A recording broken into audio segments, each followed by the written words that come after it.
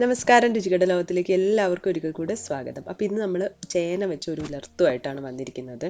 നമ്മൾ സാധാരണ വെക്കുന്ന പോലെ കുറച്ചൊരു ഡിഫറെൻ്റ് ആയിട്ടാണ് ഇത് വെച്ചിരിക്കുന്നത്. നമുക്ക് കറി ഇല്ലെങ്കിലും ഒരു കറിയുടെ രൂപത്തിൽ കൂട്ടാം, അതുപോലെ തന്നെ തോരന് പകരമായിട്ടും ഒക്കെ കൂട്ടാം.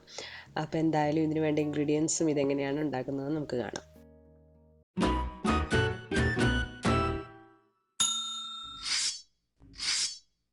ഇതിനായിട്ട് നമുക്ക് വേണ്ടത് ചേന ചെറിയ കഷ്ണങ്ങളായിട്ട് മുറിച്ചാണ്. ഇതിപ്പോൾ ഏതാണ്ട് ഒരു കപ്പോളം വന്നിട്ടുണ്ട്. ചെറിയൊരു കഷ്ണം ചേനയാണ്. ഇതാദ്യം വേവിച്ചെടുക്കണം. അതിനുവേണ്ടി കുക്കറിലേക്ക് നമുക്ക് ചേന ഇട്ട് കൊടുക്കാം.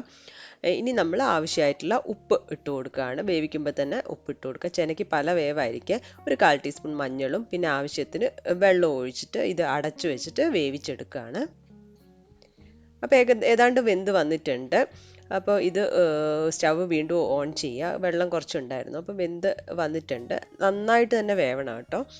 വെന്ത് വന്നതിന് ശേഷം സ്റ്റവ് ഓൺ ചെയ്തു. അതിനുശേഷം മുളക് പൊടി ഒരു 1.5 ടീസ്പൂണോളം മുളക് പൊടി നമുക്ക് ചേർത്ത് കൊടുക്കാം.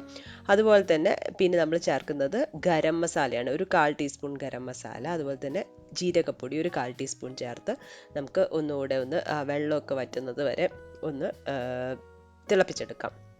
അതിനുശേഷം നമ്മൾ ഇതിലേക്ക് കുറച്ച് കറിവേപ്പില ഇട്ട് കൊടുക്കുകയാണ്. പിന്നെ നമുക്ക് മെയിനായിട്ട് വേണ്ടത് തേങ്ങയാണ്. അപ്പോൾ തേങ്ങ അതുപോലെ തന്നെ ഒരു 2 പിടി തേങ്ങ ഇട്ട് കൊടുത്തിട്ട് ആ വെള്ളം നന്നായിട്ട് ഇതുപോലെ വരണം. നമ്മൾ എരിശ്ശേരിയൊക്കെ ഉണ്ടാക്കുമ്പോൾ ഉണ്ടാവുമല്ലോ നല്ല കട്ടിയായിട്ട്, അതുപോലെ വരണം. അപ്പോൾ റെഡി ആയിട്ടുണ്ട്. ഇനി അവസാനമായിട്ട് കുറച്ച് പച്ച വെളിച്ചെണ്ണയും കൂടെ ഒഴിച്ച് സ്റ്റവ് ഓഫ് ചെയ്യും. അപ്പോൾ നമ്മൾ സംഭവം റെഡി ആയിട്ടുണ്ട്. ഇനി നമുക്കിത് സെർവിങ് ഡിഷിലോട്ട് മാറ്റാം.